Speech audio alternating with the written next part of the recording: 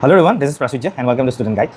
বহুতে আমাক সুধি আছে গুৱাহাটী ইউনিভাৰ্চিটি পিজি এন্ট্ৰেন্স বা লেটাৰেল এন্ট্ৰি বা বিএড কোৰ্ছৰ বা